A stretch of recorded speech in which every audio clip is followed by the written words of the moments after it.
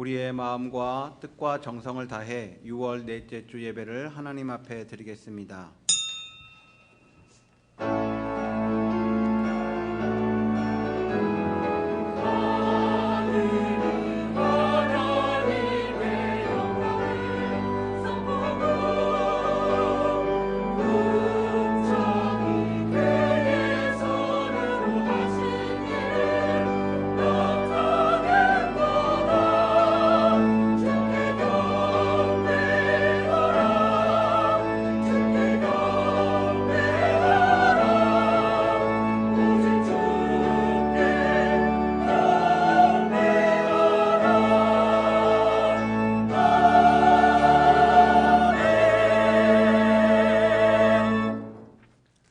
우리가 마음의 뿌림을 받아 악한 양심으로부터 벗어나고 몸은 맑은 물로 씻음을 받았으니 참 마음과 온전한 믿음으로 하나님께 나아가자. 하나님은 영이시니 예배하는 자가 영과 진리로 예배할지니라. 영원히 찬송과 경배를 받으실 하나님 아버지, 저희들은 오늘도 주님의 풍성한 사랑을 힘입어 이렇게 성전에 나와 예배를 드립니다. 지난 한 주간 메마른 광야와 같이 거칠었던 저희들의 삶에 구름기둥과 불기둥으로 인도하여 주시고 폭염과 갈증 속에서도 은혜의 샘물이 마르지 않도록 공급하여 주신 것에 감사를 드립니다. 거룩한 주일에 베푸실 은혜를 사모하여 다시 한번 주님의 날개 아래로 모인 백성들에게 평안과 안식과 신령한 기쁨을 누리게 하여 주옵소서. 모든 영광을 성삼위 하나님께만 올려드리오며 예수님의 이름으로 기원하옵나이다. 아멘.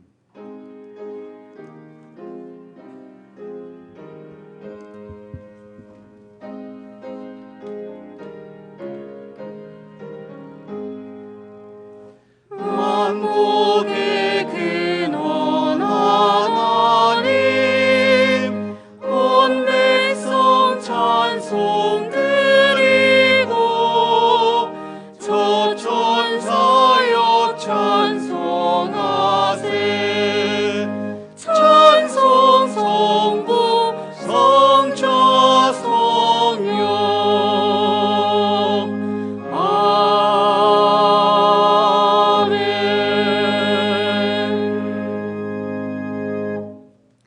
여호와여, 어느 때까지이니까 나를 영원히 잊으시나이까? 나의 영혼이 번민하고 종일토록 마음에 근심하기를 어느 때까지 하오며, 여호와 내 하나님이여, 나를 생각하사 응답하시고 나의 눈을 밝히소서. 두렵건대 내가 사망의 잠을 잘까 하오며,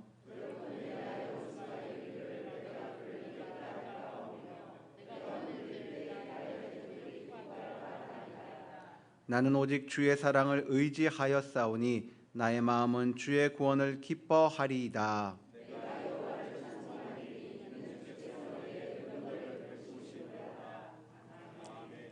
나는 전능하신 아버지 하나님 천지의 창조주를 믿습니다. 나는 그의 유일하신 아들 우리 주 예수 그리스도를 믿습니다. 그는 성령으로 잉태되어 동정녀 마리아에게서 나시고 본디오 빌라도에게 고난을 받아 십자가에 못 박혀 죽으시고 장사된 지 사흘 만에 죽은 자 가운데서 다시 살아나셨으며 하늘에 오르시어 전능하신 아버지 하나님 우편에 앉아 계시다가 거기로부터 살아있는 자와 죽은 자를 심판하러 오십니다. 나는 성령을 믿으며 거룩한 공교회와 성도의 교제와 죄를 용서받는 것과 몸의 부활과 영생을 믿습니다. 아멘.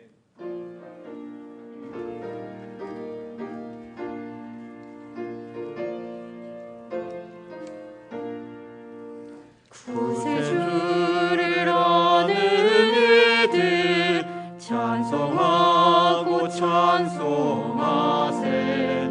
마음과 뜻과 힘 다하여 경외 드리세. 주를 알지 못하는 이들 주가 친히 인도하사 그의 배로 구속하니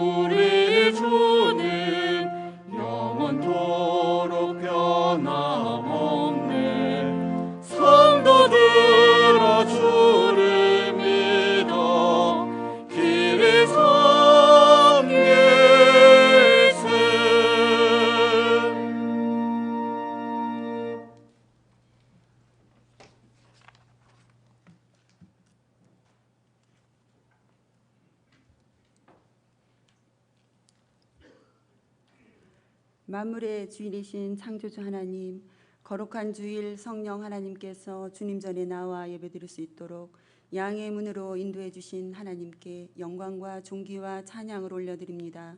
주님의 권능의 손으로 날마다 우리 교회와 모든 성도들을 지켜주시고 육신의 강건함을 허락하셔서 은혜의 처소에 모이게 하심 또한 감사드립니다. 진노보다 더 크신 사랑으로 우리를 덮으시고 돌보시는 하나님, 저희들 연약하여 오늘도 의인의 모습이 아닌 죄인의 모습으로 주님 앞에 나와 예배드리오니 긍휼히 여겨 주시옵소서.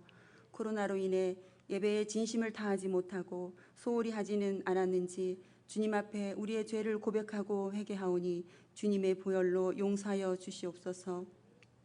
날마다 주님을 사랑하고 예배를 사모하는 하나님의 자녀들 되길 원합니다. 교회와 나라와 민족을 위해 기도가 끊이지 않는 우리 공동체가 되게 하여 주시옵소서. 이 나라와 이 민족을 긍휼히 여기시는 주님, 국가 안정을 위해 위정자들이 지혜를 모으고 뜻을 합하여 정치, 경제, 사회 모든 분야가 하나 되어 나라의 어려움들을 잘 극복할 수 있도록 도와주시옵소서. 또한 한반도의 남북 관계가 다시 살아나기를 소원합니다. 좌절의 침울한 기운을 걷어내고 신선한 공기를 한반도 전체에 불어넣어 주시옵소서. 십자가의 고난이 부활의 영광으로 끝난 것처럼 갈등의 한반도를 평화의 시대로 임하게 하셔서 비무장지대를 평화지대로 바뀌게 하여 주시옵소서. 생명의 빛으로 오신 주님, 코로나로 인해 생활 속 거리두기를 하면서 감염병 예방 수칙을 철저히 준수함으로 조심하고 있지만 아직도 두렵고 무서움에 마음은 무겁습니다. 집단 감염을 우려해 나뉘어 등교하는 학생들과 취약계층을 보호하시고 성도들의 생활 터전에서도 안전하게 지켜주시옵소서. 무더운 날씨 속에서도 방호복을 입고 치료에 전념하시는 의료진들과 방역당국에 새 힘을 부어주시어 지치지 않게 강한 팔로 붙들어 주시길 원합니다. 백신과 치료제 개발에 최선을 다하는 연구진들에게도 지혜를 주시옵소서. 인간의 힘으로는 아무것도 할 수 없음을 다시 한번 보게 됩니다. 오직 하나님의 손에 해법이 있음을 믿사오니 코로나가 속히 확장성을 잃고 종식될 수 있는 길을 열어 주시옵소서. 사랑의 하나님, 주님과 함께 50주년을 맞이하게 하신 성도교회가 이제 또 희망찬 소망을 품고 50년을 향해 달려갈 것입니다. 성령 충만한 교회로서 한 영혼 한 영혼 예수님의 제자로 삼아 세상을 구원하는 비전 있는 교회로 세워지게 하시옵소서. 이 시간 귀하게 단위에 세우신 담임 목사님, 능력의 장중에 붙들어 주시고 전하시는 말씀이 우리 심령에 들리게 하시어 은혜의 말씀이 성령의 감동으로 결단하는 귀한 시간 되어 겸손과 섬김으로 빛과 소금의 역할을 잘 감당하기에 부족함이 없는 우리 모두가 되게 하여 주시옵소서. 오늘 이 예배 자리를 사모하지만 온라인 예배를 통해 예배드리는 연약한 분들과 환우들이 있습니다. 주님 기억하시어 뜨겁게 은혜 받고 회복되는 역사가 있게 하여 주시옵소서. 거룩하신 주님, 성령님의 인도로 준비하여 올려드리는 찬양대의 찬양을 받으시옵고 주의자와 대원들 각자 삶 속에서 주님의 이끄심을 보게 하옵소서. 은혜의 시간 코로나의 어두움과 무거웠던 마음들을 물리치고 생명의 말씀으로 우리를 회복시킬 예수님의 이름으로 기도드립니다. 아멘.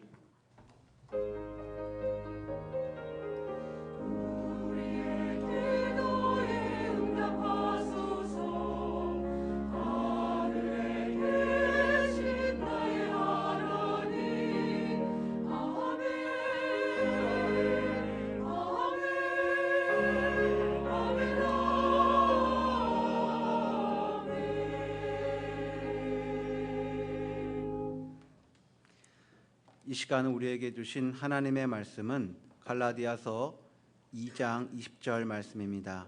신약성경 304면에 있는 갈라디아서 2장 20절 말씀입니다. 이제 하나님의 말씀을 봉독하겠습니다. 내가 그리스도와 함께 십자가에 못 박혔나니 그런즉 이제는 내가 사는 것이 아니요 오직 내 안에 그리스도께서 사시는 것이라. 이제 내가 육체 가운데 사는 것은 나를 사랑하사 나를 위하여 자기 자신을 버리신 하나님의 아들을 믿는 믿음 안에서 사는 것이라. 아멘. 이 말씀을 통하여 하나님의 크신 은혜가 함께 하시길 원합니다.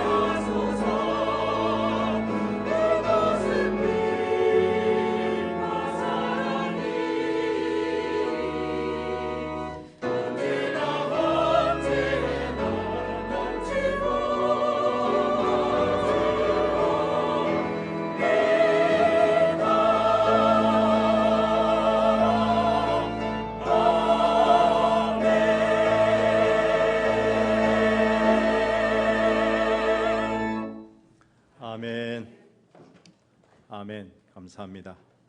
할렐루야. 인사 나누겠습니다. 반갑습니다. 참 잘하셨습니다.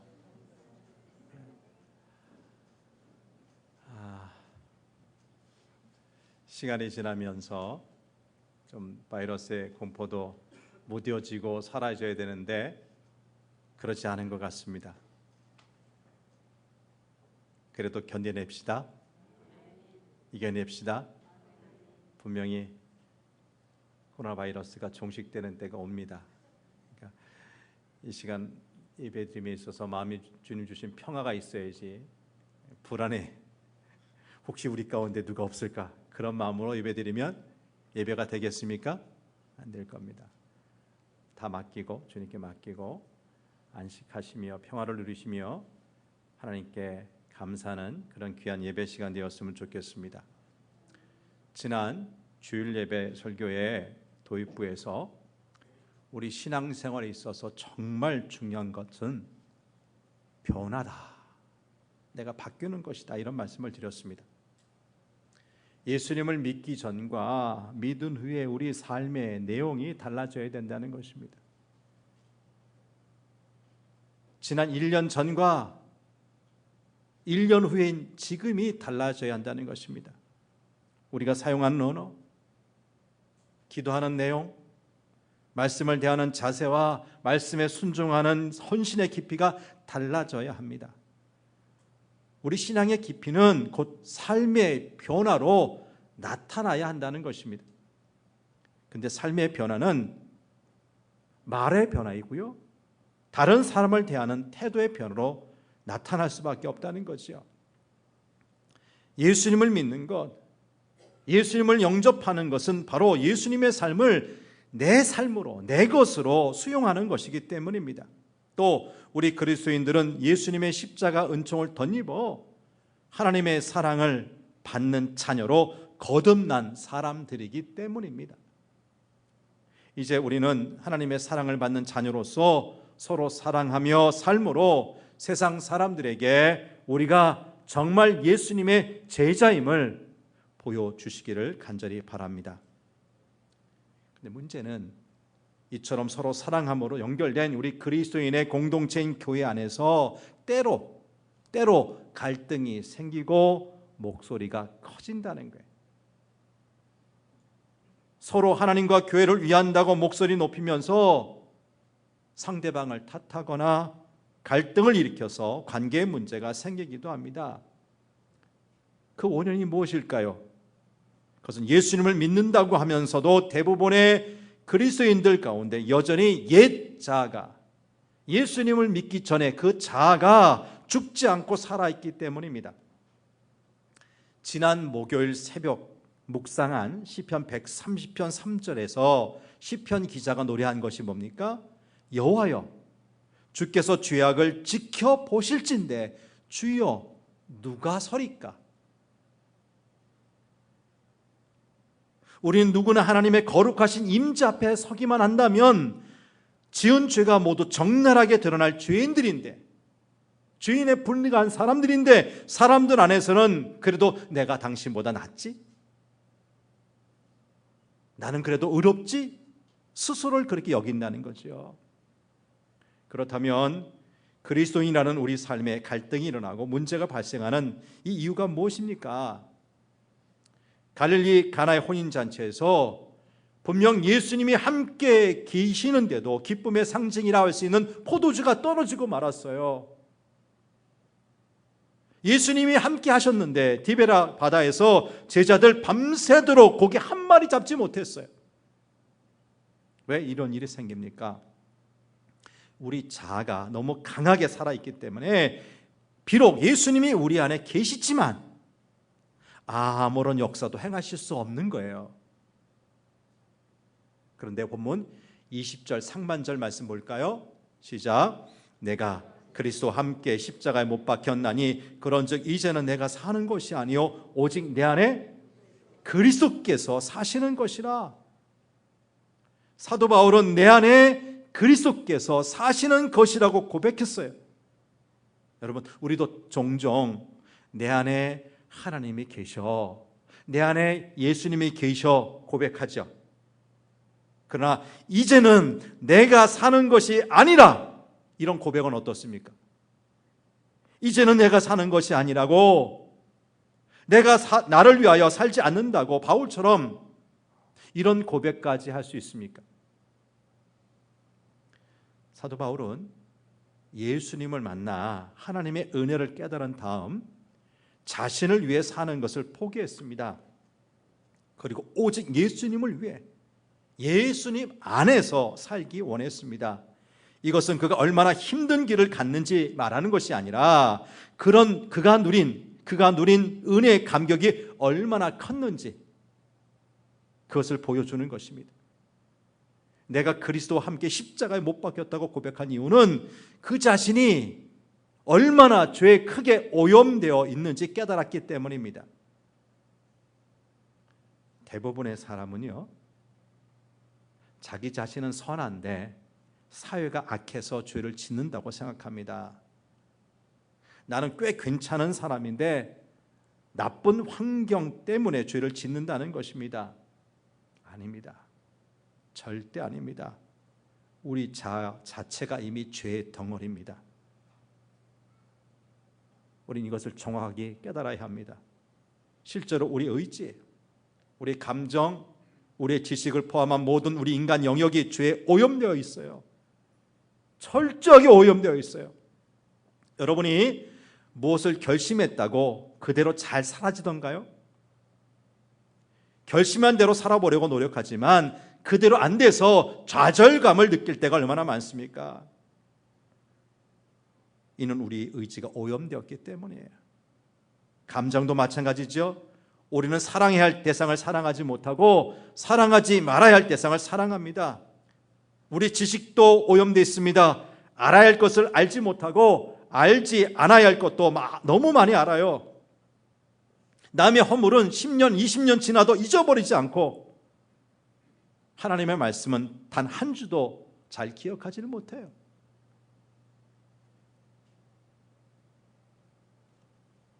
제가 결코 짧지 않은 목회를 하면서 느끼는 안타까운 것 중에 하나는 어느 교회든지 제가 성도께 오기 전에도 몇 교회에 이렇게 심부했으니까 어느 교회든지 문제를 일으키는 사람들은 거의 예외 없이 그 교회에 가장 충성스러운 교인들이라는 사실이에요. 대개 그들은 오랜 시간 그 교회를 위해 자신의 시간과 물질과 재능을 바쳤어요. 사실 그분들이 없었다면 그 교회는 교회로서의 기능을 제대로 할 수 없었을 것입니다.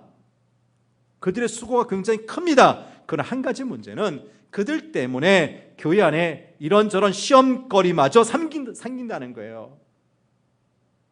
이는 교회의 모든 일이 자신의 생각이나 자신의 역할 아래 이루어지기를 원하는 마음이 강하기 때문일 겁니다. 근데 왜 열심 있는 교인이 이런저런 시험을 일으키는 것일까 하는 거지요. 그것은 그들 자아의 문제, 옛자의 문제가 해결되지 않았기 때문입니다. 그래서 이를 열심히 잘해보고자 하는 마음을 가지고 있으면서도 문제가 생기고 시험거리가 생기는 것입니다. 그런데 본문에서 사도 바울은 이제는 내가 사는 것이 아니라고 선언했어요. 자신은 이미 죽었다고 한 거지요. 죽은 사람은 누가 욕을 하거나 꼬집거나 찔러도 느끼지 못해요. 몰라요. 마찬가지 우리가 그리스도 안에서 죽었다는 믿음으로 살면 실망할 것도 억울할 것도 없습니다. 칭찬을 듣는다고 교만할 것도 없고 비방을 듣는다고 실망하거나 불쾌할 것도 없습니다. 오래전 어느 제자가 이집트의 성자라 일컫는 성 마카리오스에게 물었습니다.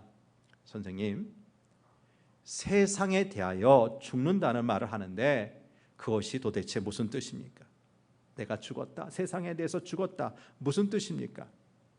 마카리오스가 아주 구체적으로 가르쳤어요. 제자에게 너 오늘 밤 공동묘지에 가서 그 무덤 속에 있는 사람들을 향해서 이 나쁜 놈들아, 이 위선자들아, 이 천하의 고약한 놈들아, 욕이란 욕은 다 하고 오너라 말했어요.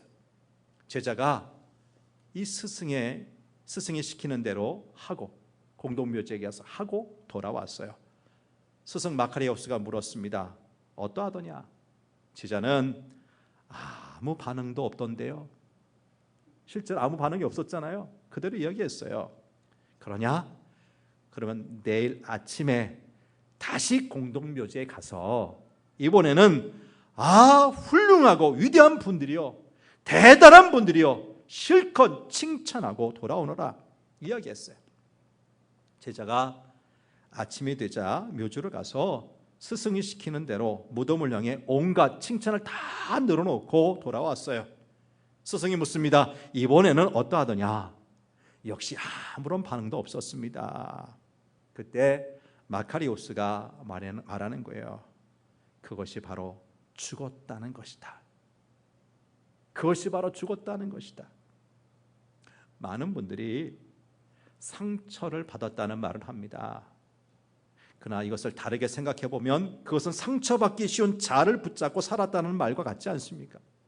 때로 살기 힘들다 말하는 사람들도 있습니다. 그건 역시 자신의 힘에 의지해서 살았다는 말과 같은 것 아닙니까? 말은 예수님을 믿는다 하면서 사실은 예수님이 아닌 자신을 믿고 산 거예요. 자기만 믿고 사는 사람은 불행한 사람입니다. 자기밖에 자신을 책임질 사람이 없기 때문입니다. 사실 죽는 것은 슬퍼 보입니다. 자신의 계획, 자신의 꿈, 자신의 자랑이 다 사라지기 때문입니다. 그런데 여러분 갈라디아서 5장 24절 말씀 볼까요? 시작. 그리스도 예수의 사람들은 육체와 함께 그 정욕과 탐심을 십자가에 못 박았느니라. 곱씹어 보면 예수의 사람들은 죽음이 축복이라는 거예요. 우리의 자아가 죽어야 예수님이 역사하시기 때문입니다. 그리고 그때 비로소 예수님이 우리 안에 계시다는 것을 체험으로 알 수 있는 거예요. 신명기 6장 5절 말씀 볼까요? 너는 마음을 다하고, 두 번째 노란 게 뭐예요? 뜻을 다하고 힘을 다하여 네 하나님 여호와를 사랑하라 그랬어요. 뜻을 다하고, 잘 보세요. 누가복음 10장 27절입니다.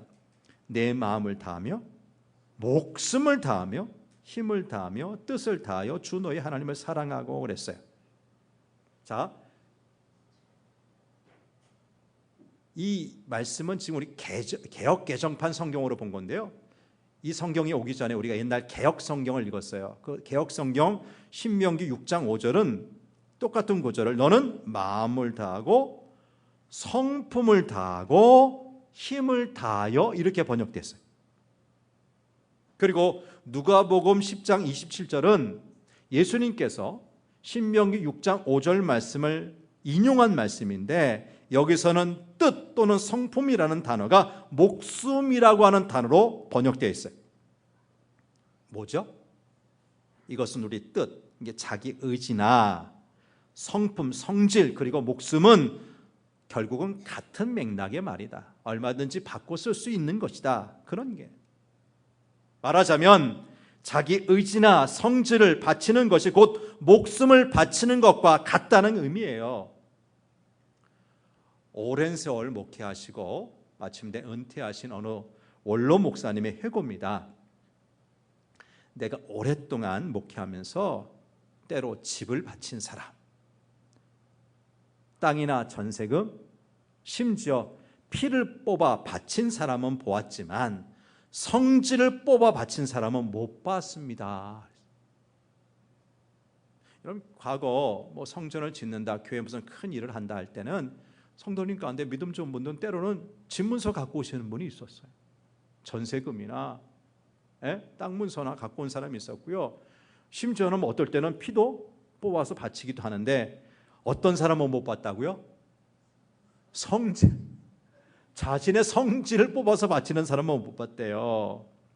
여러분, 성질이 뭐예요? 이게 자아예요. 이게 자아. 이 때문에 가정과 교회에 문제가 생겨요. 많은 성도가 자기 성질 이기지 못해 시험에 들거나 실패하고요. 많은 목회자들이 이 성질 이기지 못해 열매를 맺지 못해요. 이게 문제의 근원은 내 안에 있는 뭐라고요? 자아, 그 성질이에요. 그런데 이 자아의 문제는 해결하기가 너무 어렵습니다. 사사시대 이스라엘 백성들의 문제가 뭐였나요? 사사기 몇 군데 나오는 말씀이 뭐냐? 그들은 각기 자기 소견에 옳은 대로 살았다는 거예요. 누구 옳은 대로? 이럴 때 하나님은 뭐라고 말씀하셨지? 아니면 제사장의 이야기를 듣든가 지도자 이야기를 듣는 것이 아니라 누구 생각대로 산 거예요? 자기 소견대로, 자기 생각대로. 세상 사람들의 입장에서 본다면 자기 소견에 옳은 대로 사는 것은 잘못이 아닙니다. 세상 사람들 모두 그렇게 삽니다. 그러나 성경의 기준은 다릅니다. 완전 다릅니다. 우리 그리스도인들에게는 자기 소견에 옳은 대로 사는 것이 잘하는 것이 아니라 죄예요. 보지요. 로마서 8장 7절 시작. 육신의 생각은 하나님과 원수가 되나니. 육신의 생각, 내 생각인데 이것이 뭐와 원수가 된다고요? 하나님과 원수랍니다. 이 말씀처럼 우리 생각은 하나님의 뜻을 거스릅니다. 우리 삶에서 일어나는 대부분의 문제는 내 생각에 옳은 대로 살기 때문에 발생하는 것들이에요. 교회 안에서 편을 갈라 대립하는 경우가 있어요. 이쪽 말을 들어보면 자기의 생각대로 해야 교회가 잘 된답니다. 저쪽 말 들어보면 자기들의 계획대로 해야지만 우리 교회 잘 될 것이라고 이야기합니다. 따지고 보면 그 누구도 교회가 잘못되라고 싸우진 않아요. 근데 문제는 자기들이 생각한 대로 해야만 교회가 잘 된다는 그 고집에 있어요. 여러분, 내 생각이 옳다고 그것이 정말 옳은 것입니까? 자신이 생각한 대로 무엇이 이루어진다면 그것이 꼭 옳은 결과를 낳을까요? 그렇지 않더라고요. 지금은 옳다고 생각하는 일들이 시간 지나가서 보니까 크게 후회스러운 일이 얼마나 많았습니까? 지금까지 죽지 않은 우리 자아가 어떤 문제를 일으키는가에 대해 살펴보았습니다. 그러면 이런 우리 자아가 어떻게 죽을 수 있을까 하는 것입니다. 많은 성도들이 이제 내가 죽어야지 하면서 죽으려고 애를 씁니다. 그러나 우리가 죽으려고 한다고 해서 죽을 수 있는 것이 아니에요. 우리가 분명히 알아야 할 것은 우리 자아는 앞으로 죽어야 할 것이 아니라 이미 죽었다는 사실이에요. 이미 어떻게 했다고요? 이미 죽었어요. 로마서 6장 3절 말씀 봅니다. 시작. 무릇 그리스도 예수 합하여 세례를 받은 우리는 그의 죽으심과 합하여 세례를 받은 줄을 알지 못하느냐. 여러분, 예수님 믿으시죠? 예수님 영접하셨습니까? 세례 받으셨습니까? 그럼 여러분 여기 다 해당되는 거예요. 저와 여러분은 예수님을 구주로 영접할 때 이미 죽었다는 거예요. 세례 받을 때 마귀와 죄의 종노를 하던 우리 옛자는 예수님과 함께 십자가에 이미 죽었습니다. 우리가 예수님 믿고 세례를 받았다는 말은 나는 죽고 예수님과 함께 다시 태어났다는 의미입니다. 그리스도인들은 이미 장례식을 치르고 사는 사람들이에요. 이것이 진리고 이것이 복음입니다. 그러나 아직 중요한 것이 남아 있습니다. 그것은 이 진리를 결론으로 삼고 믿음으로 고백하는 거예요. 입으로 고백하는 거예요. 본문 20절 상반절 말씀을 다시 보죠. 시작. 내가 그리스도와 함께 십자가에 못 박혔나니 그런즉 이제는 내가 사는 것이 아니요 오직 내 안에 그리스도께서 사시는 것이라. 이것은 사도 바울이 십자가의 복음을 결론으로 삼고 입으로 고백한 겁니다. 나는 이렇다. 이제는 내가 사는 것이 아니요 오직 내 안에 누가 산다? 그리스도가 산다. 바울처럼 그리스도 안에서 죽은 자임을 믿음으로 고백하는 것이 중요합니다. 로마서 6장 11절에서 사도 바울이 이야기하지요. 너희도 너희 자신을 죄에 대하여는 죽은 자요 그리스도 예수 안에서 하나님께 대하여는 살아있는 자로 여길지어다. 자신을 죄에 대하여 죽은 자로 여기라는 것입니다. 다시 말해서 죽으려고 노력하는 것이 아니라 이미 죽었다 이 사실을 받아들이라는 거예요. 우리도 사도 바울처럼 십자가의 복음이 내게 그대로 임했음을 고백해야만 합니다. 우린 자신에 대하여 사망 선고를 해야만 합니다. 죄의 종노릇 하던 자신에게 죽음을 선고하는 것입니다. 나는 예수님과 함께 십자가에서 죽었다. 이제 나는 예수님으로 사는 사람이 되었다. 예수님이 나의 생명이시고 나의 전부이시다. 우리가 이렇게 고백할 때 예수 안에서 이루어진 죽음이 실제가 되는 거예요. 그때 비로소 예수 그리스도께서 나의 생명이 되시고 주님 되심을 체험하게 됩니다. 이렇게 예수님 안에서 죽음이 실제가 되면 이제 모든 문제가 바뀌어요. 그동안 느꼈던 두려움, 염려, 걱정, 미움, 원망, 욕심, 조바심 다 사라집니다. 그런 것들이 느끼는 주체인 내가 이미 죽었기 때문에. 죽은 사람이 느낄 수 있어요, 없어요? 없죠. 우리가 느끼는 두려움, 혈기, 욕망, 정욕 등은 오직 예수님의 십자가를 통해서만 죽습니다. 그리고 우리 옛 자아가 십자가에 못 박혀 죽으면 우리 마음에는 이제 평안과 감사, 기쁨과 사랑이 생기게 됩니다. 더 이상 환경이 문제가 되지 않기 때문에. 예수님 안에서 언제 어디서나 기뻐하고 감사하고 사랑할 수 있는 사람이 되는 거예요. 뿐만 아니라 십자가에서 죽음을 경험하면 우리의 눈이 번쩍 뜨이게 됩니다. 땅만 보고 살던 사람에게 드디어 천국이 보이기 시작한 것이에요. 영혼 구원의 중요함을 깨닫게 됩니다. 살아도 주를 위하여, 죽어도 주를 위하여라는 고백이 나옵니다. 비로소 주님이 나를 통해 일하시게 된 거죠. 여러분, 바로 이때부터 믿음의 역사가 시작되는 거예요. 고린도전서 5장 31절 말씀 보죠. 시작. 형제들아, 내가 그리스도 예수 우리 주 안에서 가진 바 너희에 대한 나의 자랑을 두고 단언하노니 나는 날마다 죽노라. 나는 날마다 죽노라. 사도 바울은 나는 날마다 죽는다고 고백했습니다. 아마 많은 분들이 한 번쯤은 과거에 나는 죽었어, 나는 옛사람 아니야, 더 이상 옛날 나가 아니야, 그런 고백했을 거예요. 근데요, 바울은 한 번이 아니라 날마다 죽는다고 그랬어요. 언제? 날마다. 왜냐하면 우리 안에서는 육신의 정욕, 안목의 정욕, 이생의 자랑이 계속 날마다 나오기 때문에 그 나오는 거 날마다 어떻게 하라는 거예요? 죽이라는 거예요. 로마서 15장 17절에서 18절 말씀을 봅니다. 시작.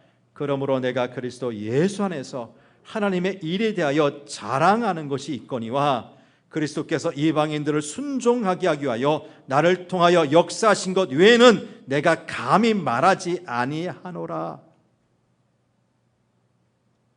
사도 바울이 말하고 싶은 것은 지금까지 자신이 무슨 일, 무슨 사역, 어떻게 했는가 아니었어요.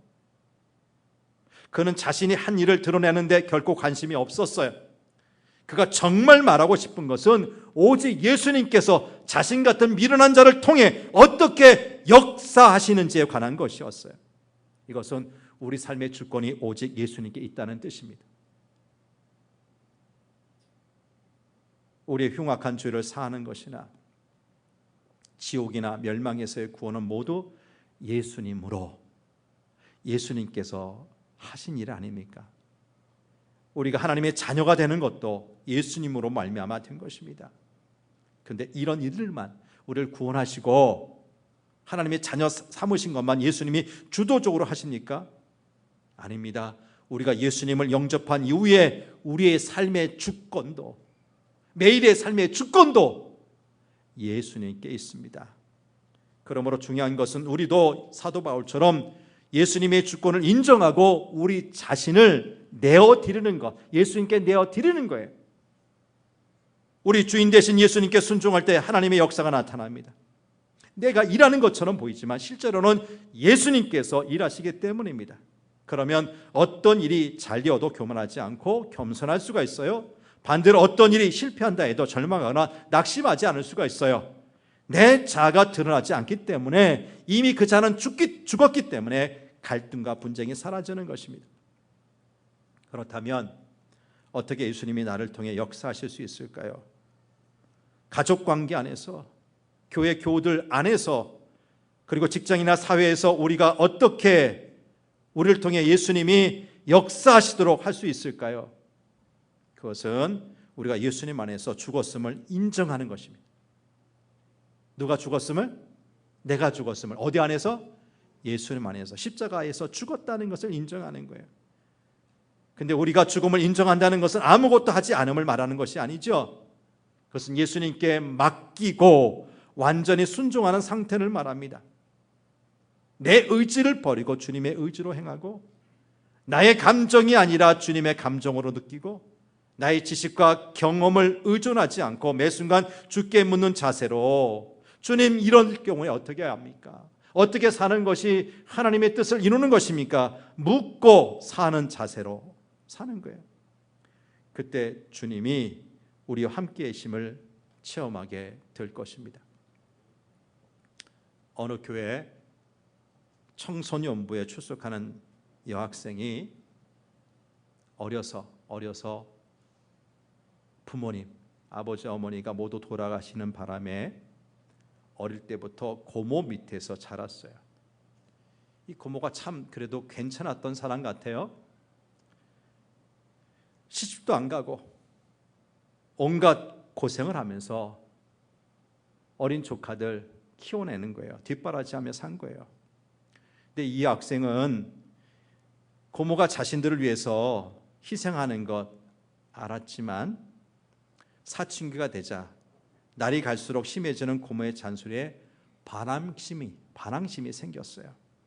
그래서 고모가 교회 다니는 것, 특히 고모가 교회 다니는 것을 반대하자 이를 견디기 어려워했어요. 그래서 집에만 오면 숨이 막히는 듯한 답답함을 느꼈고 때로 그런 고모와 다투기까지 했어요. 교회 가서 기도할 때면 언제나 고모와 싸운 것 때문에 마음이 아팠습니다. 그래서 고모와 싸운 것이 가장 큰 회개의 제목이기도 했어요. 그런 어느 날 이 여학생이 교회에 와서 내가 죽어야만 내 대신 예수님이 우리 고모를 내 대신에 예수님이 역사하신다는 설교를 듣고 큰 은혜를, 큰 감동을 느꼈습니다. 그 순간 이 여학생은 내 대신 예수님이 우리 고모를 만나주시면 얼마나 좋을까라는 생각을 하게 되었습니다. 설교 말씀 듣고 예배 끝난 다음 집으로 돌아간 여학생, 현관의 문고리를 잡고 기도하는 거예요. 선뜻 문 열지 못하고 문고리 잡고 기도합니다. 하나님, 저는 고모를 만나 안 싸울 자신이 없습니다. 저 대신 주님께서 우리 고모를 만나주세요. 기도를 마치고 문을 여는 순간 영락없이 잔뜩 미간을 찌푸린 고모가 잔소리를 퍼붓기 시작합니다. 너 또 교회 갔다 오는 길이지. 내가 너를 어떻게 키웠는데 이렇게 내 말을 무시할 수가 있니? 그런데 이 여학생은 이런 고모의 잔소리를 들으면서도 과거와는 다른 마음을 갖게 되었어요. 과거 같으면 이런 고모에게 대들면서 반항했을 텐데 그날은 잔소리를 퍼붓는 고모의 얼굴에서 주림살이 눈에 띄게 보이는 거예요. 더 이상 아무런 삶의 기쁨도 없이 조카들을 보호해야 한다는 의무감으로 10수년을 살아온 한 여인의 초라하고 지친 얼굴이 있었던 거예요. 이 조카 여학생은 눈물을 쏟았어요. 그리고 자기의 소리를 질러대는 고모를 끌어안았어요. 여학생은 깜짝 놀라는 고모에게 말하는 거예요. 고모, 많이 늙었어. 우리 때문에 우리 기르느냐 너무 많이 수고하고 늙었어. 고모는 예상치 못한 조카의 행동과 말 때문에 당황했지만 가슴에서 오랫동안 응어리져 있던 것이 풀어지는 느낌을 받았습니다. 그날 고모와 조카는 서로를 붙들고 한참을 울었어요. 예수님이 이 조카를 통해 고모의 삶을 치유하고 해방시키는 순간이었던 거죠. 그날 이후 고모는 조카를 따라 교회에 나왔고 마침내 충성스러운 집사가 되어서 주님을 섬기게 되었습니다. 한 여학생이 자신의 죽음을 선언하고 예수님의 도우심을 청함으로써 일어난 역사, 한 가정이 바뀌는 역사였어요. 여러분, 우리 가정에서 예수님이 함께 계시다고 느끼지 못하는 것, 남편과 아내가 서로 죽지 않았기 때문일 거예요. 부모와 자녀가 서로 죽지 않았기 때문이에요. 남편이 죽으면 아내가 남편 안에 계신 예수님을 만납니다. 아내가 죽으면 남편이 아내에 계신 예수님을 만납니다. 부모가 죽으면 자식이 예수님 만나고 자식이 죽으면 부모가 예수님 만납니다. 따지고 보면 이보다 더 큰 행복이 어디 있어요? 내 가장 사랑하는 배우자가, 내 사랑하는 자식과 부모가 나를 통해서 예수님을 만난다는데 이거보다 더 큰 행복, 더 큰 기쁨이 어디 있냐고요. 여러분, 순종에는 두 가지가 있습니다. 첫째는 자신의 힘으로, 자신의 의지로 노력하는 순종이에요. 근데 이런 사람은 결국 노력해도 잘 안 되는구나, 잘 되지 않는다는 좌절감을 느낄 수밖에 없어요. 둘째는 자아가 죽는 순종이에요. 내가 죽는 순종이에요. 자신의 죽음을 인정하면 순종은 자연스러운 것이 되고 당연한 것이 됩니다. 내가 죽었다는 것은 나의 의지를 버리고 주님의 의지로 행하고 나의 감정이 아니라 주님의 감정으로 느끼고 나의 지식과 경험을 의존하지 않고 매 순간 주께 묻는 자세로 사는 거예요. 그때 비로소 우리는 부활의 주님이 우리와 함께 하심을 체험하게 될 것입니다. 우리 그리스도인들은 예수 그리스도를 영접할 때 예수님과 함께 죽고 예수님과 함께 다시 살아나는 은혜를 체험한 사람들 아닙니까? 바울의 고백처럼 우리가 십자가에 달려 죽었다는 것은 우리의 자아가 예수님과 함께 죽어서 죄의 종로로 다던 생활을 청산했다, 끝냈다는 것을 의미합니다. 그리고 예수님과 함께 살았다는 것은 이제는 죄의 종, 사망의 종이 아닌 주님의 종, 예수님의 종이 되었다는 것을 뜻합니다. 그러므로 그리스도인이 자신의 죽음을 받아들이는 것은 자신을 자기의 소유가 아니라 하나님의 소유로 인정하고 고백하는 것과 같습니다. 그렇다면 여러분은 도대체 누구를 주인으로 모시고 삽니까?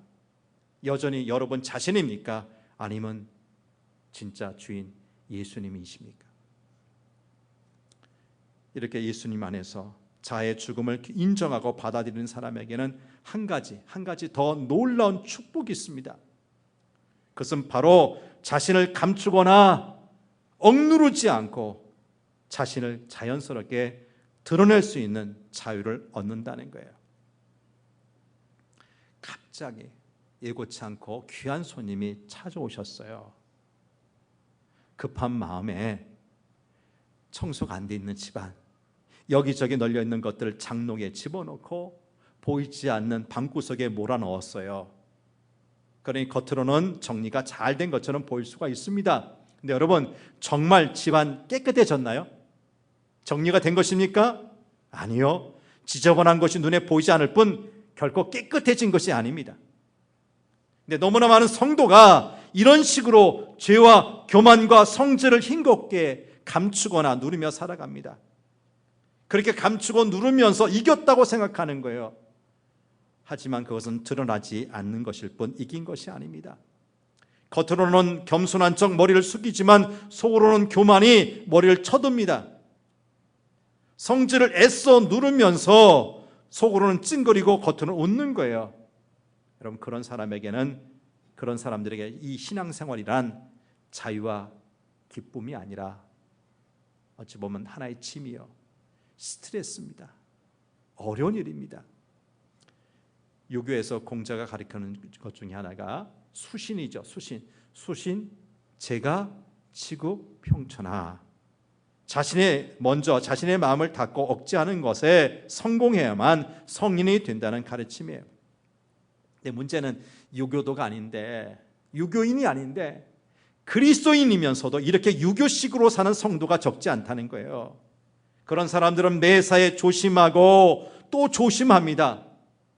근데 여러분, 바로 이것이 율법적인 신앙생활이에요. 하지만 정말 예수님의 제자는 결코 자신을 억누르지 않고 드러냅니다. 자신의 내면을 드러내면서 두려움 없고 문제로 여기지도 않습니다. 왜냐하면 자신은 이미 예수님 안에서 죽은 사람이기 때문이고요.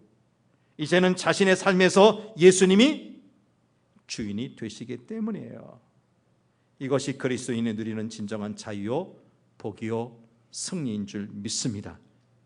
이렇게 예수 안에서 나는 죽고 우리 안에 계신 예수님만 살아 역사하시는 성도다운 삶을 살아가시는 저와 여러분 되시기를 축복합니다.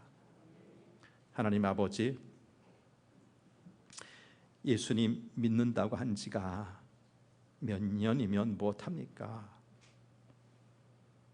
정말 우리 속에서 인간 이서구가 아닌, 인간 아무개가 아닌 우리 안에 살아계시고 우리 안에 좌정하시는 우리 주님이 드러나야 할 텐데, 때가 되면 예수님이 아닌 인간만이 드러난다면 이것이 참 예수 믿는 사람의 모습일까? 변화된 삶의 모습일까 싶습니다. 주님, 죽기 원한다는 말보다 우리가 이미 십자가와 함께 죽었다는 것을 인정하게 하여 주옵소서. 선언하며 살게 하여 주옵소서. 성자와 같은 사도 바울에게서조차 자신은 날마다 죽노라는 고백이 나왔습니다. 문제는 뭡니까? 죽었다 하지만 순간 육신의 정욕, 안목의 정욕, 이생의 자랑 같은 것들이 불쑥불쑥 솟아나오기 때문일 것입니다. 그럴 때마다 다시 선언하기를 원합니다. 나는 죽었다. 예수님과 함께 십자가에서 죽었다. 세례받을 때 나는 이미 과거 옛자가 죽었다. 고백하고 선언케 하여 주옵소서. 그리고 이제는 우리 안에 계신 예수님으로 살게 하여 주옵소서. 그러기에 그 예수님을 모신 곳곳마다 생명의 역사가, 살아나는 역사가 일어나게 도와주시옵소서. 우리 교회 안에서, 이 사회 안에서 예수만이 드러나게 되기를 원합니다. 주여, 그렇게 우리를 복주시옵소서. 존귀하신 예수님 이름으로 기도하옵나이다. 아멘.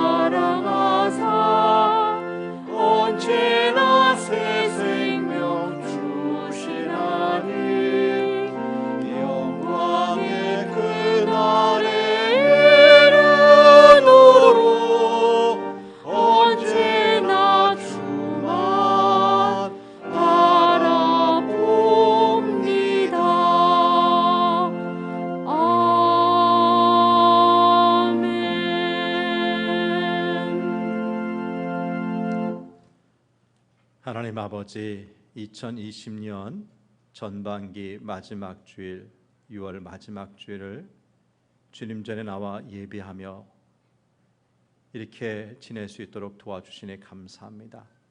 근데 하나님 아버지, 한참 겨울이었던 2월 중순에 발발한 이 코로나 바이러스가 하지를 지난 이 여름철까지 계속 이어지고 있습니다. 통제될 듯 잡힐 듯 하면서도 우리 주변 곳곳에까지 파고드는 이 코로나 확진자를 보면서 본의 아니게 주변 사람들을 우리가 편하게 대하지 못하고 성도의 아름다운 교제마저도 마음껏 하지 못하는 안타까운 일들이 지난 상반기 내내 이어져 오고 있는데, 이런 우리를 불쌍히 여겨 주옵소서. 왜 이 어려움이 그치지 않고 이어지는지 다시 묻습니다. 왜 그렇습니까, 주님? 지금까지 주님 없이도 무엇인가 다 할 수 있는 양, 모든 것을 할 수 있는 양 자신만만의 어떤 인간인데, 세계적으로 1,000만 명 이상 되는 확진자가 나오고 50만 명 넘는 사람들이 무고하게 죽는 일들이 왜 벌어집니까? 눈에 보이지도 않는 그 바이러스, 그 공포에 얼마나 많은 사람들이 그 생활의 활력을 잃고 우울증에 빠져 사는지 모릅니다. 하나님, 우리 연약함을 보게 하여 주옵소서.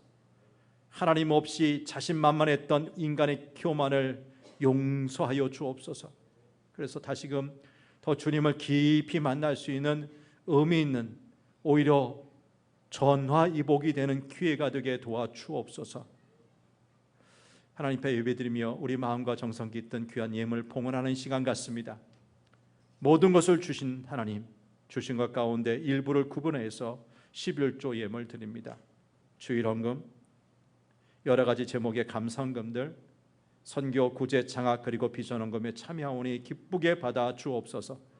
헌금에 담겨있는 간절한 기도의 제목들, 마음의 소원들 주님 들어 응답하여 주셔서 다음 주에는 더 좋은 것, 더 많은 것, 더 풍성하게 드릴 수 있도록, 그래서 하나님의 은혜에 감사할 수 있도록 은총 허락하여 주시고, 드린 헌금은 하나님 나라 확장하는데, 죽은 영혼 살리는데 쓰여지게 하여 주옵소서. 감사드리며 예수님 이름으로 기도하옵나이다. 아멘. 아멘. 교회 소식 말씀드립니다. 주부를 참조하시길 바라고요. 다음 주일은 교회력으로 맥주 감사 주일입니다. 더 이상 우리가 보리 농사, 밀 농사 안 지어도 우리가 잘 먹고 잘 사는데, 때로는 건강 위해서 보리밥 찾으시잖아요. 빵 좋아하시죠? 예. 우리가 노력하지 않아도 먹을 것 주시는 하나님, 지난 1년의 절반을 함께 하신 하나님 감사하면서 정성껏 예물 준비해 주시길 바라고요. 아울러 1부에서 4부 예배 시에 성찬식 거행합니다. 안타깝게 지난 종료 주일 때 계획된 성찬식 못했어요. 그러니까 갑자기 코로나가 이게 막 확산되는 바람에 이 성도들 간에 혹시 이 성찬을 매개로 해서 어려움이 커질까봐 두려워서 못했는데, 이번 다음 주에는 우리가 이제 이렇게 접촉하지 않는 방법, 안전하게 성찬 예식을 거행할 수 있는 방법 연구해서 우리 실행하려고 합니다. 아무리 힘들어도 주님께서 행해 지키라고 하신 이 성찬 예식, 우리 성례전에서 정말 소중한 예식인데 기쁨으로 감사함으로 행할 수 있는 그런 성찬식 잘 준비하시고 참여해 주시길 바랍니다. 금요기도회, 수요기도회도 공적 예배입니다. 참여해 주시길 바라고요. 지금까지 해왔던 대로 방역 절차 잘 따라서 예배 참여해 주시면 안전하리라 생각합니다. 코로나19 확산 차단과 종식을 위해서, 코로나로 인한 두려움을 이기고 느슨해진 신앙의 열정이 회복되기를 위해서, 어려운 상황에서도 교회 학교에서 수고하는 교육자와 우리 선생님들 위해서, 진학과 취업을 위해 애쓰는 수험생과 청년들 위해서 끊임없이 기도해 주시길 바랍니다. 그리고 구역장님들, 각 강사님들께 부탁 말씀드리는 것은, 성도의 교제가 굉장히 중요하지 않습니까? 우리 삶에 그 말씀을 받았으면 그 말씀이 실천되는 것은 우리의 가정이요 구역일진데, 성도께 큰 자랑 가운데 하나가 여름 한 달 빼놓고는 끊임없이 계속 구역 예배가 있었는데, 지난 5개월 가까이 지금 구역 예배 못 드렸어요. 구역 모임이 없었어요. 그러니까 성도의 큰 어떤 삶의 그 현장이 이제 사라지고 만 것 같은데, 부탁하는 것은 이제 대면에서 우리 구역 예배 드리는 것은 이 코로나 사태가 완전히 끝난 다음일진데, 이게 참 시간이 언제일지 모르겠어요. 그래서 그때가 되기 전에 대부분의 어르신도 스마트폰이 있고 카톡들 하시죠. 한번 제가 궁금해서 알아봅니다. 나는 카톡 몰라, 카톡 안 해. 그런 분 계시면 한번 손 들어 보실래요? 2부 예배는 한 분도 안 계시네요. 그러니까 우리 구역장님이나 강사님들은 구역별로 그 구역 식구들 카톡으로 좀 초청해서 방을 만드세요. 그래서 거기 안에서도 하루에 한 번씩이나 일주일에 한 번씩 말씀을 나누고 기도를 나누고 서로 좀 응원 좀 하세요. 반응이 하나도 없어. 다른 친구들 많이 하시잖아요. 누구하고 하시자고요? 구역 식구들과 불러서 좀 하시고요.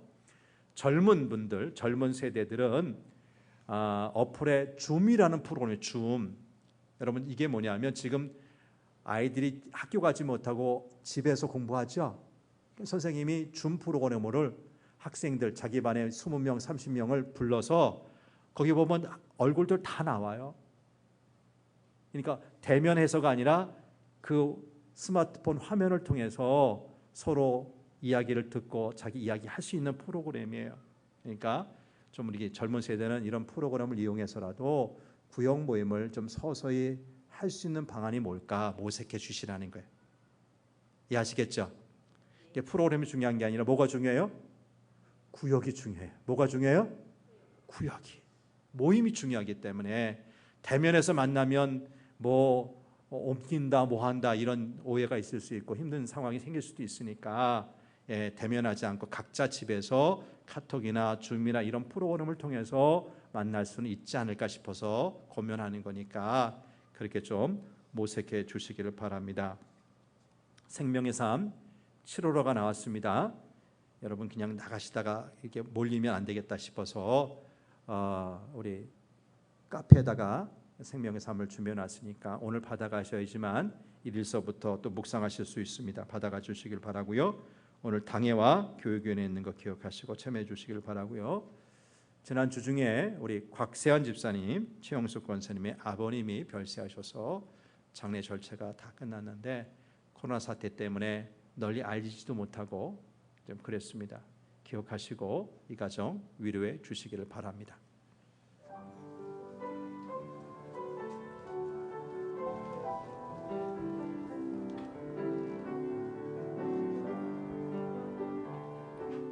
나의 사랑, 나의 생명, 나의 하나님,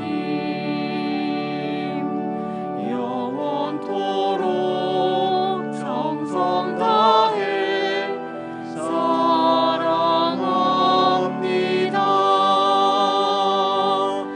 나의 큰 뜻이 여호와여 내가 사랑합니다. 영원토록 정성 다해 사랑합니다.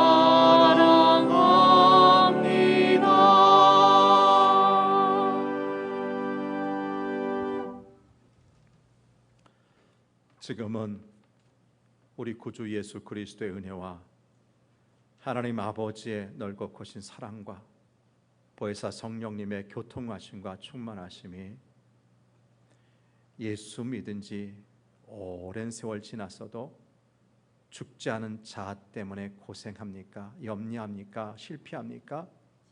주님, 아닙니다. 이미 우리가 예수님을 믿을 때, 영접할 때, 세례 받을 때 이미 우리는 십자가에서 예수님과 함께 죽었다는 사실 인정하고 이제는 내 안에 사는 것은 더 이상 내가 아닌 예수님이라고 고백하면서 나는 죽고 예수는 사는 삶을 살게 되기를 원합니다. 우리 가정에서, 우리 교회 안에서, 우리 사회에서, 우리 예수 믿는 사람들을 통해서 예수님이 온전히 드러나게 하여 주옵소서. 간절히 소원하며 다짐하면서 이 성전 나서는 모든 하나님의 사람들과 저들의 가정과 하시는 일터 위에, 우리 호산나 찬양대 위에 이 시간 예배당에 나오지 못하고 온라인상 영상을 통해서 예배드리는 분이나 출타 중에 있는 분들, 선교지에 있는 분들 머리 위에 영원히 함께 하시기를 간절히 축원하옵나이다. 아멘.